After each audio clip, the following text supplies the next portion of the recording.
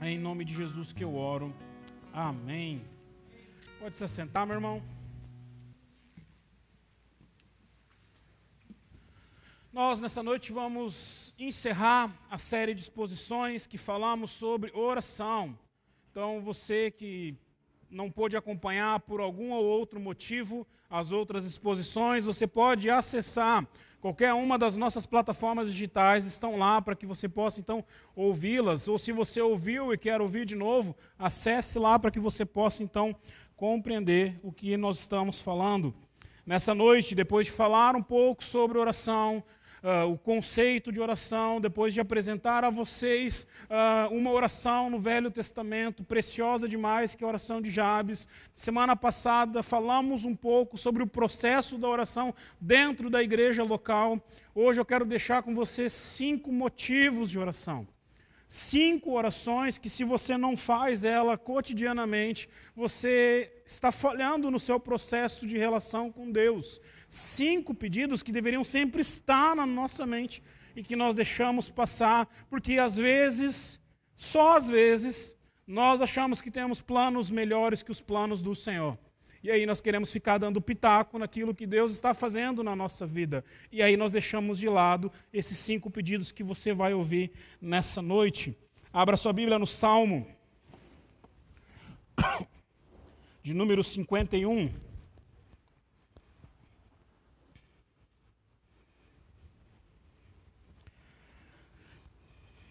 Nós vamos ler do verso 1 em diante.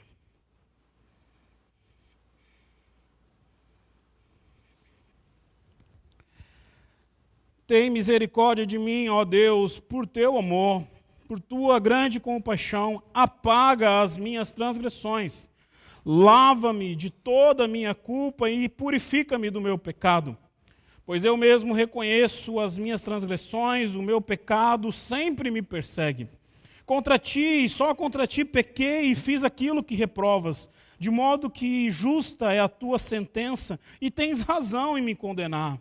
Sei que sou pecador desde que nasci, sim, desde que me concebeu a minha mãe. Sei que desejas a verdade no íntimo e no coração me ensinas a sabedoria. Purifica-me com esopo e ficarei puro. Lava-me e mais branco do que a neve eu serei. Faze-me ouvir de novo júbilo e alegria, e os ossos que esmagaste exultarão. Esconde o rosto dos meus pecados e apaga toda a minha iniquidade. Cria em mim um coração puro, ó Deus, e renova dentro de mim um espírito estável. Não me expulses da tua presença, e nem tires de mim o teu Santo Espírito. Devolve-me a alegria da tua salvação, e sustenta-me com o espírito pronto a obedecer.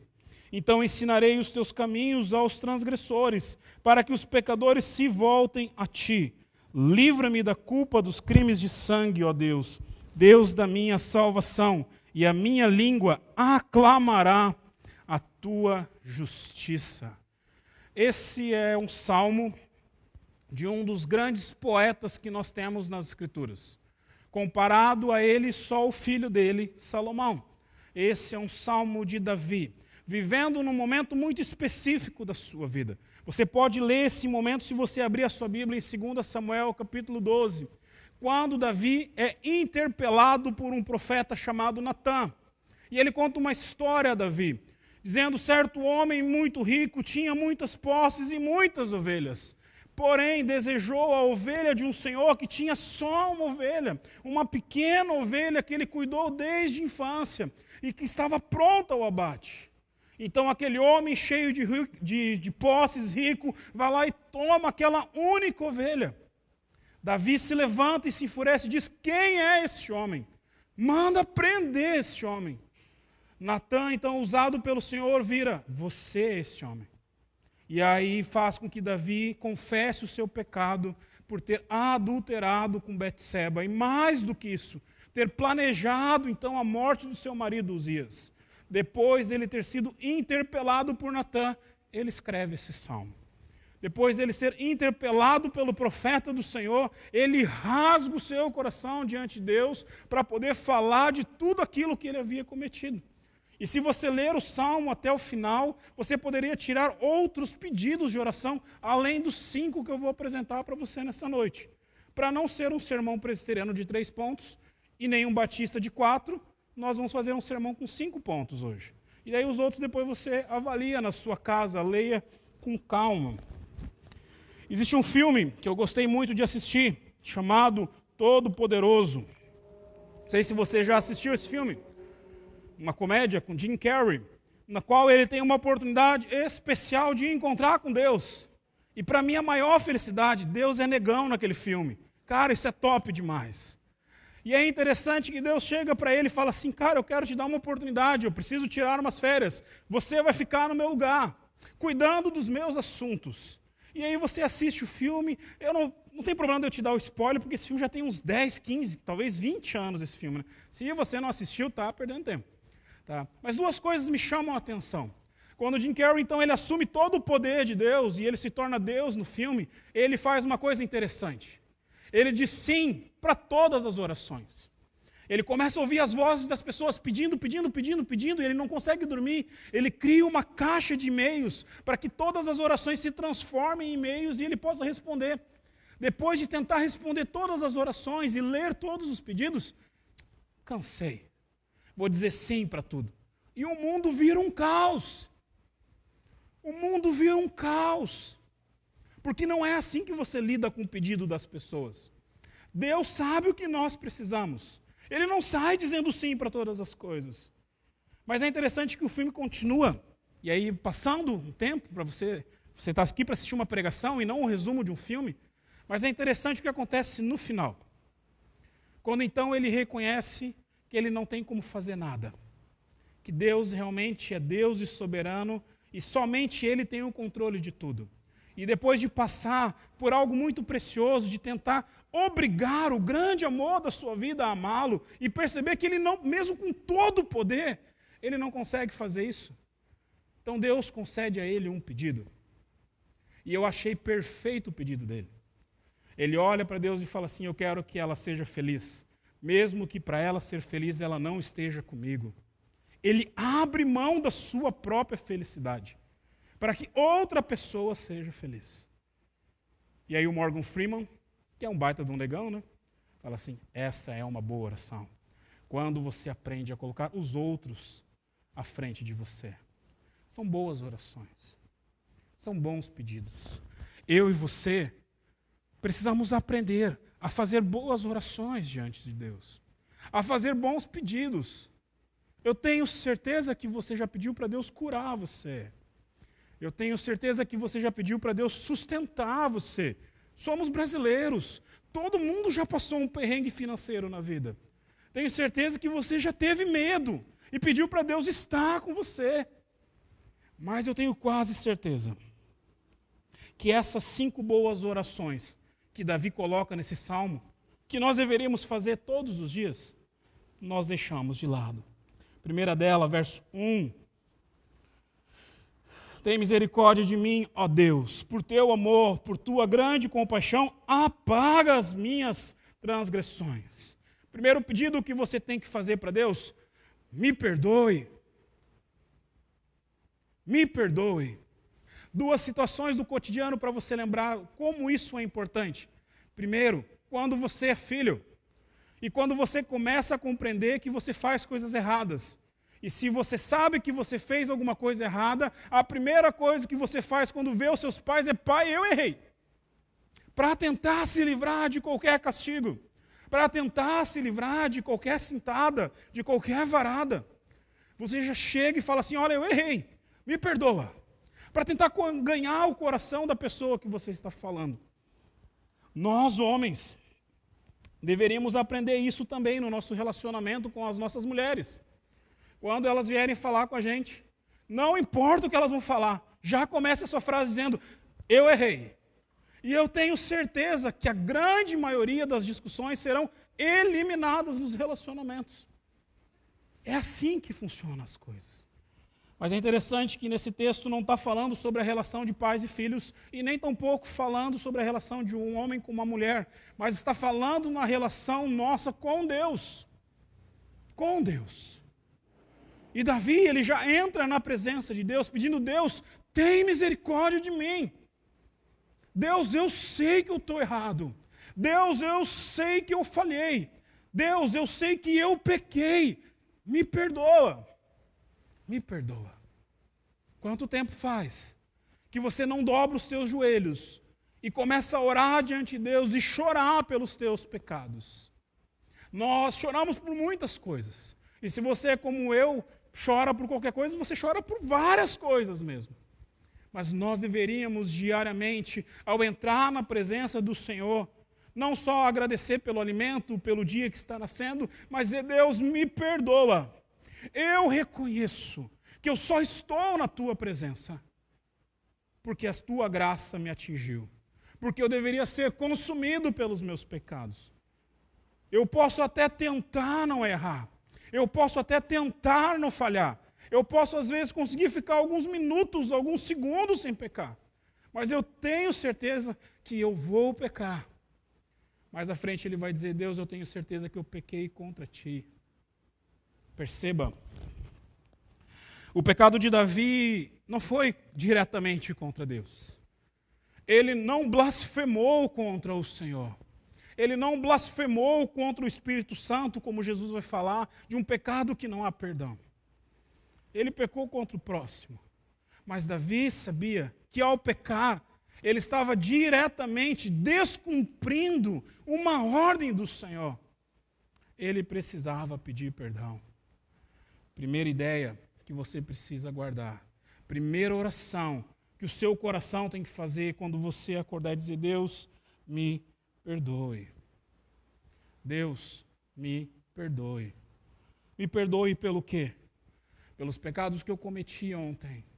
Pelos pecados que eu tenho certeza que eu vou cometer hoje. Pelos pecados que eu tenho mais certeza que eu vou cometer amanhã. Me perdoe. Porque todas as vezes que eu peco, eu estou descumprindo uma ordem direta tua. Todas as vezes que eu falho, eu estou descumprindo algo que o Senhor falou. E no meu coração, o desejo que existe é agradar o Senhor e não desagradá-lo. Então, me perdoe. Quando nós pedimos perdão ao Senhor, nós estamos reconhecendo as nossas falhas. Por isso que perdão e desculpa é diferente. Quando nós pedimos perdão ao Senhor, nós estamos dizendo: Deus, eu pequei e eu sei que eu falhei. Por isso eu preciso que o Senhor me perdoe. No Antigo Testamento, e principalmente ali no período de Davi, o perdão ainda era mais profundo na sua conotação e conceito. Porque dava o direito à pessoa que estava ouvindo de não perdoar você. Nós estávamos ali agora na reunião, antes do louvor, e eu brincando com o louvor fiz uma brincadeira. Eu falei: eu só perdoo, o meu perdão, ele é condicional. Eu não sou Deus. Então, dependendo do momento, eu perdoo. E aí você vai dizer: pastor, você é assim também. Nós somos condicionais no nosso perdão. Muitas vezes é dolorido perdoar. Muitas vezes é difícil perdoar.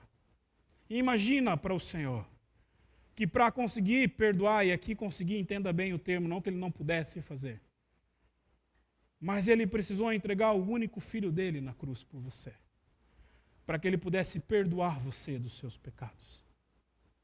Por isso que o mínimo que eu e você deveríamos fazer ao orar é pedir: Deus, me perdoe. Segundo ponto, para dar tempo de conversarmos tudo nessa noite, a sua oração, verso 2 e verso 7, deveria ser, do verso 2 ao 7, desculpe: Senhor, me santifique. Olha o que o texto fala: lava-me de toda a minha culpa e purifica do meu pecado. Eu reconheço as minhas transgressões. Verso 4, contra ti, somente contra ti eu pequei. Verso 5, eu sei que sou pecador desde o que nasci. Verso 6, eu sei que desejas a verdade no íntimo. Verso 7, purifica-me com isopo e ficarei limpo. Lava-me e mais branco do que a neve eu serei.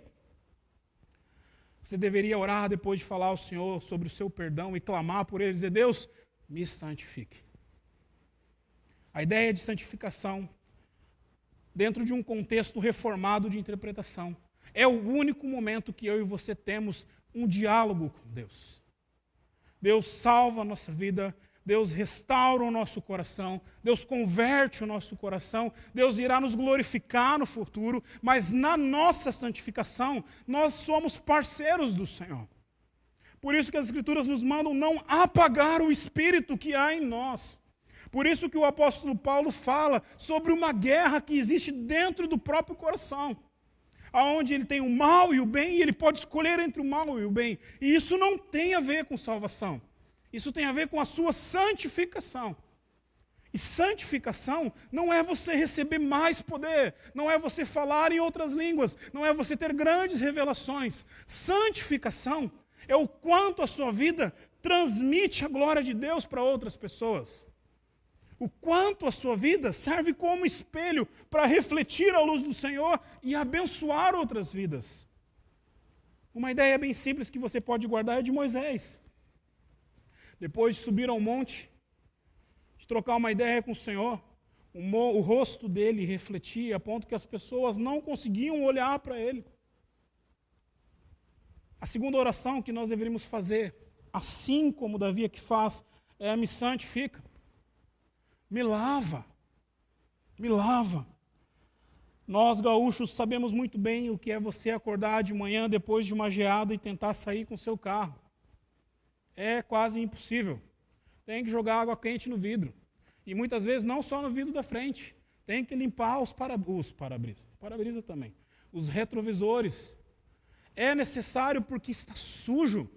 Prejudica a sua visão.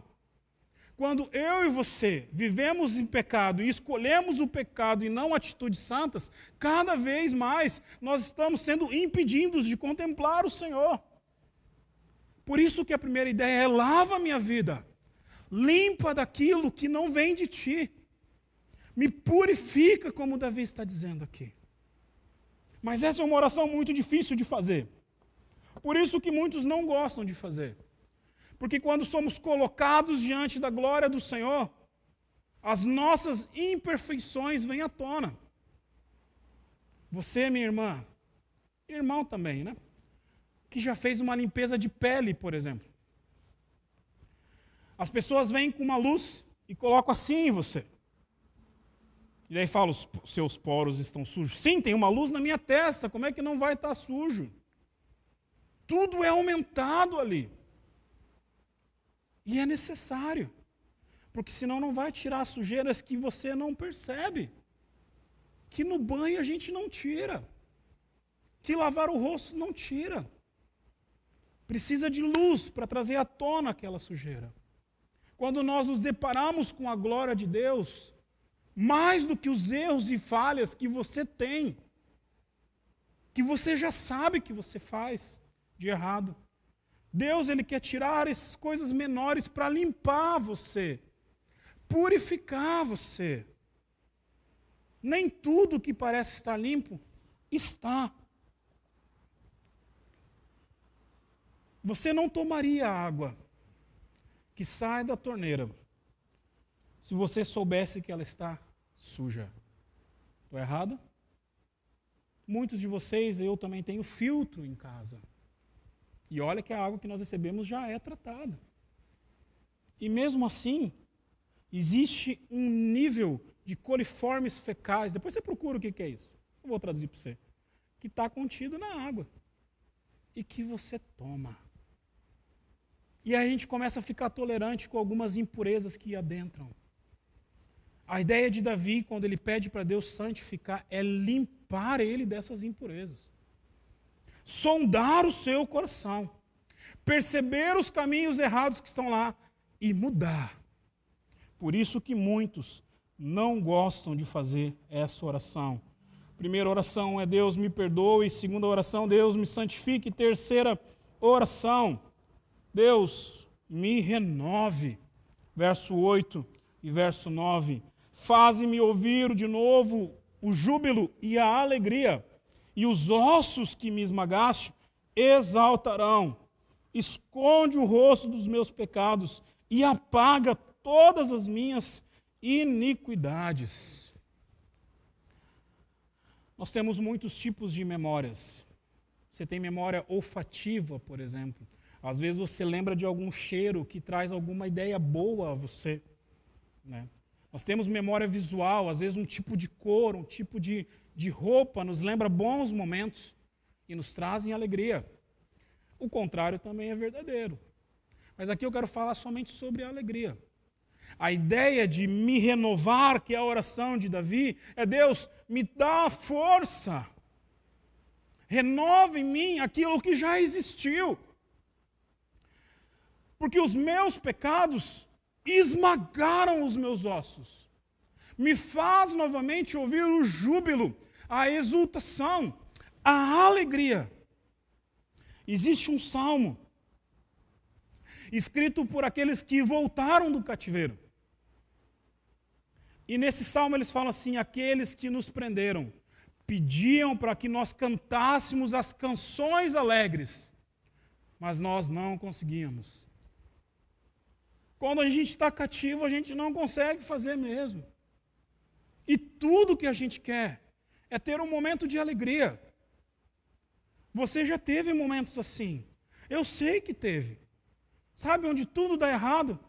Você acorda de manhã e já chuta a quina da cama. Você vai tomar banho, no meio do banho, acaba a energia e vem aquele jato de água gelada em você. Você sai no trânsito, já se estressa.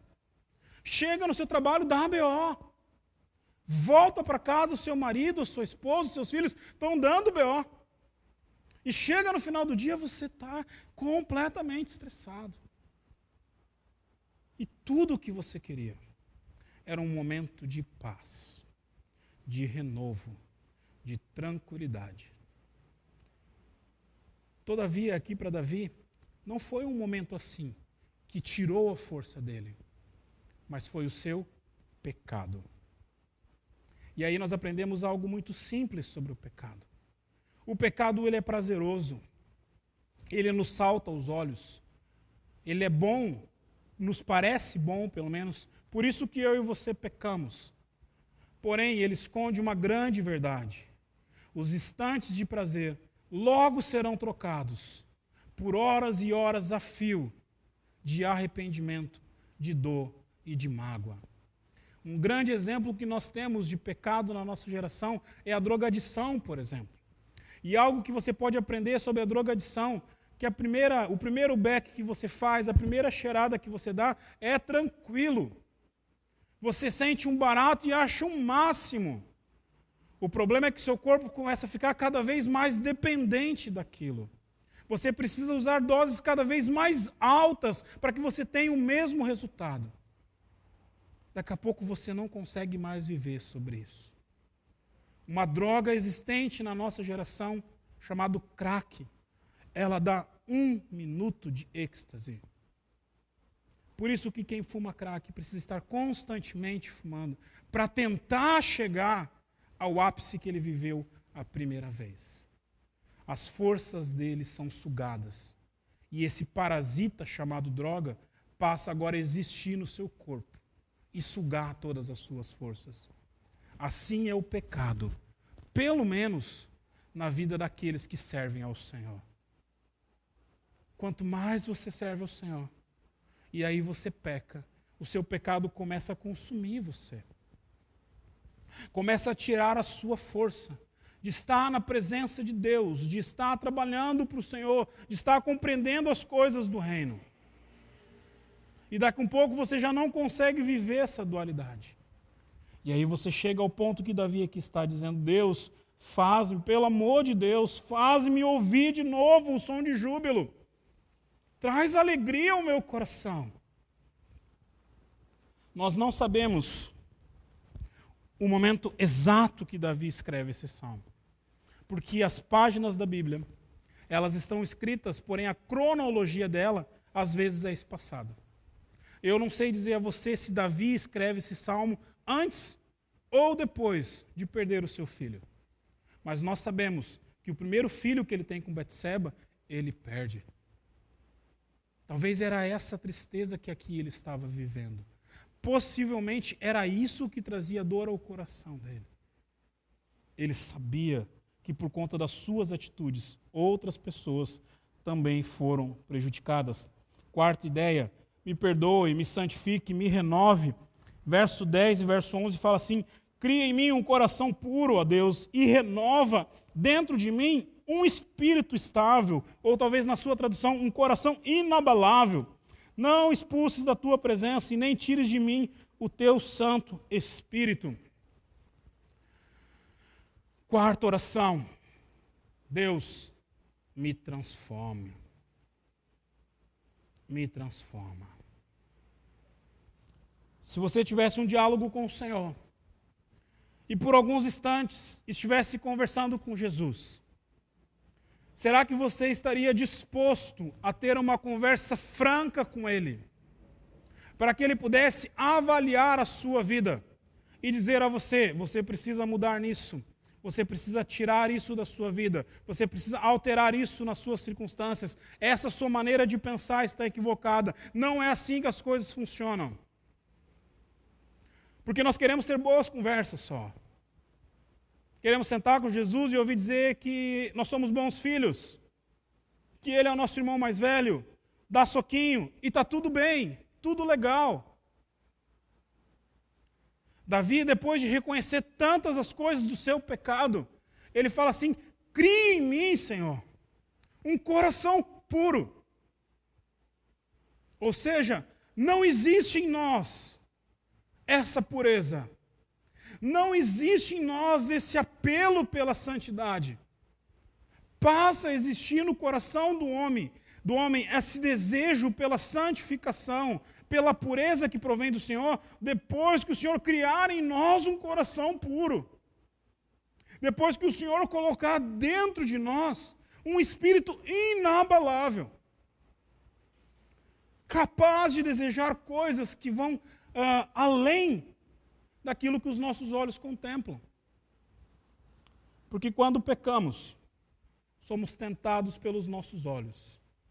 Se fechássemos os nossos olhos e voltássemos para o nosso coração, provavelmente lá encontraríamos o Espírito Santo de Deus que nos fortaleceria para não pecar. Tentação não é pecado. E você tem toda a culpa do seu pecado, porque depois de ser tentado, é você que escolhe agir. É você que escolhe caminhar. Por isso que a nossa oração deveria ser, Deus, cria em mim um coração novo. Cria em mim um coração capaz de obedecer o Senhor. Em outras palavras, Davi está dizendo, eu não quero mais seguir os meus desejos. Eu não quero mais seguir as minhas vontades. Eu não quero agir de acordo com a minha intrepidez.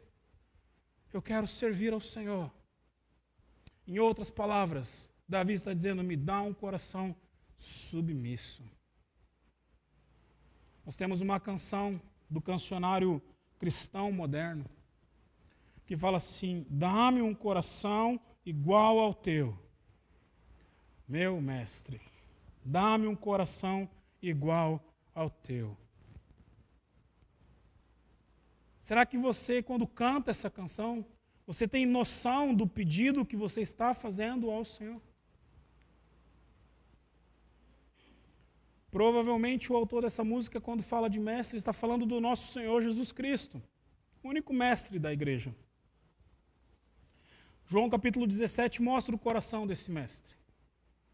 Debruçado na presença do seu Pai, ele diz, Deus, eu sei que esse cálice é muito pesado.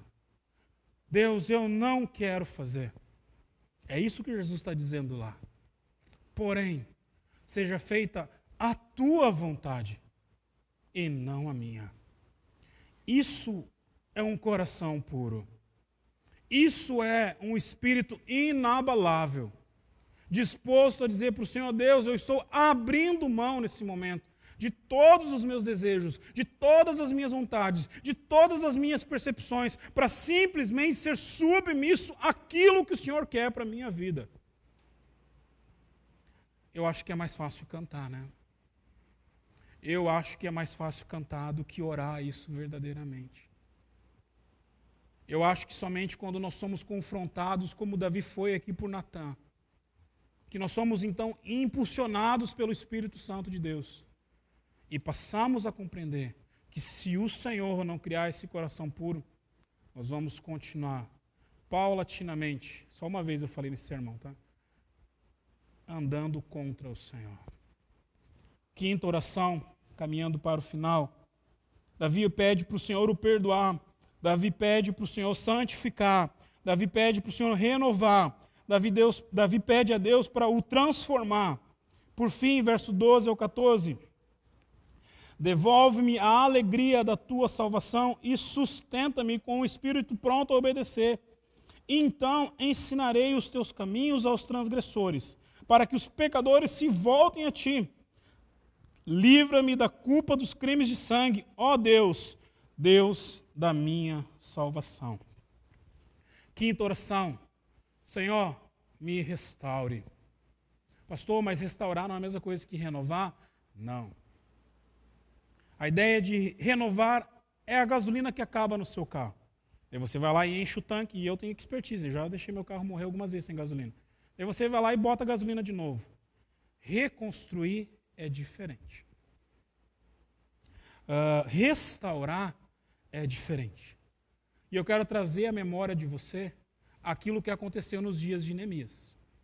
Os muros de Jerusalém não foram renovados. Não eram só as pequenas coisas, não foram só as portas que haviam caído, então eles cuidaram das portas. Não, o muro foi restaurado. Ele foi praticamente colocado ao chão e ele teve que ser reconstruído de novo. Davi, quando ele faz essa oração, ele está dizendo: Deus, por conta do meu pecado, as minhas bases, os meus muros, os meus alicerces, eles foram ao chão. Eu preciso que o Senhor os reconstrua. Eu preciso que você os erga novamente. E essa deve ser uma oração que eu e você temos que fazer, meu irmão. Pedir para o Senhor restaurar em nós aquilo que Ele já estava trabalhando na nossa vida. Às vezes nós andamos um passo em direção à santificação e 10 em direção ao pecado. E pedimos: Deus, restaura a minha caminhada. Me traz novamente. É como se ele soubesse de algo que ele havia vivido e por conta do seu pecado ele havia perdido agora. E ele precisava novamente sentir. Porque ele fala assim: devolve-me a alegria da tua salvação. Deus precisa restaurar em nós a alegria da salvação. Você lembra o dia que você converteu ao Senhor? O dia que Cristo Jesus encontrou a sua vida? Provavelmente foi um dia alegre na sua vida, não foi? Parece que entrou vida dentro de você. Você volta para sua casa, você volta para aqueles que são seus, parecendo o endemoniado gadareno, depois de ser convertido, viu, gente? Dizendo: Deus, eu quero estar contigo, quero ir com você, Jesus. Jesus: não, vai falar com a sua família lá atrás. Agora eu quero te fazer uma outra pergunta.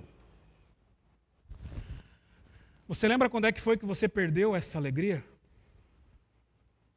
Porque muitos cristãos hoje vivem sem a alegria da salvação. Nessa comunidade e em tantas outras que eu já passei, eu ouço as pessoas dizendo: ele está assim porque ele é novo convertido. Daqui um pouco passa. Como se a alegria que nós recebemos a ter Cristo dentro do nosso coração fosse o efeito de qualquer alucinógeno, que tem tempo para passar. Nós recebemos uma alegria que é eterna. Nós recebemos uma vida que vai durar para sempre. Logo, a alegria pela salvação não deveria ser apagada dentro do nosso coração. Mas por vezes, eu e você deixamos que o nosso pecado, que a nossa vida, apague essa alegria.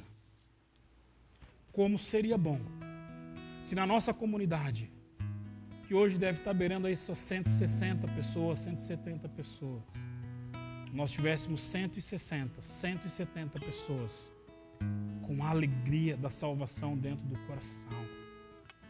Pelotas ia ser diferente, meu irmão. Você ia chegar no caos que está na sua família e dizer: Deus está aqui. A alegria do Senhor está aqui. Eu vou ser luz na minha família. Você ia chegar no caos do seu trabalho e dizer: Deus está aqui. A luz está aqui. Eu vou fazer o reino de Deus estar aqui. E a gente ia parar de ficar reclamando de tudo na vida. Porque nós íamos descobrir que antes estávamos mortos em delitos e pecados e agora estamos vivos. Vivos. Segunda e última ideia de restauração. Verso 14, ele fala assim: livra-me das culpas, dos crimes de sangue, Senhor da minha salvação. E ele termina dizendo: a minha língua clama por justiça. Nós devemos orar para que Deus restaure em nós a certeza e a alegria da salvação. Nós precisamos orar pedindo que Deus restaure em nós a certeza de que fomos perdoados. Perdoados. Quantas pessoas vivem dentro do reino de Deus, mas trazem na sua mente e na sua memória todos os pecados que cometem. E por isso deixam de desfrutar uma vida de santificação. Porque ficam remoendo no seu coração: eu não mereço estar aqui, Deus não pode fazer isso na minha vida, eu estou recebendo as coisas ruins porque eu fui ruim, eu preciso receber isso. E não entende que Deus perdoou a sua vida. Deus perdoou a sua vida. Ele não é o pastor Rodrigo, que perdoa condicionalmente. Deus perdoa você, porque foi o sangue do Filho dele que comprou esse perdão. Davi pede para que Deus perdoe ele dos crimes de sangue que ele cometeu. Não sei se na Escritura houve algum valente e algum guerreiro que matou mais homens em guerra do que Davi. Porém, eu tenho certeza de qual sangue ele estava falando aqui. O sangue de um homem chamado Urias. Urias. Ele está falando: Deus, perdoa a minha vida. Natã, profeta do Senhor, abriu a minha mente, o meu coração, e me fez perceber o grande pecado que eu cometi. Então, perdoa a minha vida. São 5 orações. 5 orações que vão desafiar você a viver um upgrade, uma novidade na sua vida nesses próximos dias. O grande desafio é se você está disposto a fazê-las. Deus, me perdoa, me santifica. Deus, me renova. Deus, cria em mim algo novo. Deus, restaura em mim aquilo que um dia o Senhor fez. Essa foi a minha oração essa semana. Todas as vezes que eu subo a um púlpito para pregar, eu preciso, antes de tudo, pregar para mim mesmo. E eu parei nessa oração: Deus, restaura o meu coração. Eu não quero mais viver no passado. O que passou, já passou. O Senhor tem uma novidade de vida para mim. Deus, restaura em mim a alegria da tua salvação. Qual foi a sua oração?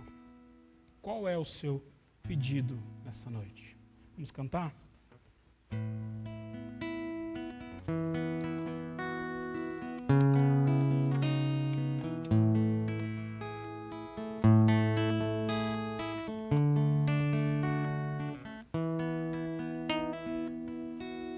Se tu olhares, Senhor, pra dentro de mim, nada encontrarás de bom, mas um desejo eu tenho de ser transformado. Preciso tanto do teu perdão, dá-me um novo coração. Dá-me um coração igual ao teu, meu mestre. Dá-me um coração igual ao teu, coração disposto a obedecer, cumprir todo o teu querer.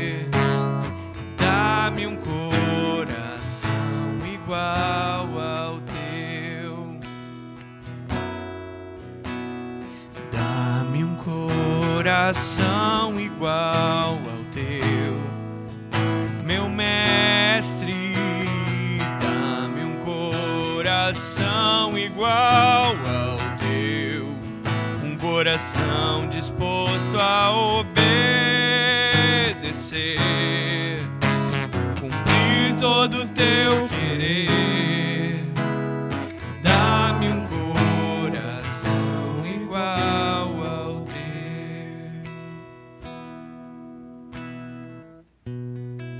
Deus, em nome de Jesus, olha para o nosso coração nessa noite. Queremos ser confrontados, Deus, com as nossas realidades, assim como Natan confrontou Davi também. Mostrando, Deus, para Davi que o trono que ele estava, que o reino que ele vivenciava, que o poder que ele tinha nas mãos, não o excluía de prestar contas ao Senhor. Deus, nós temos muito menos que Davi. E precisamos fazer essas orações.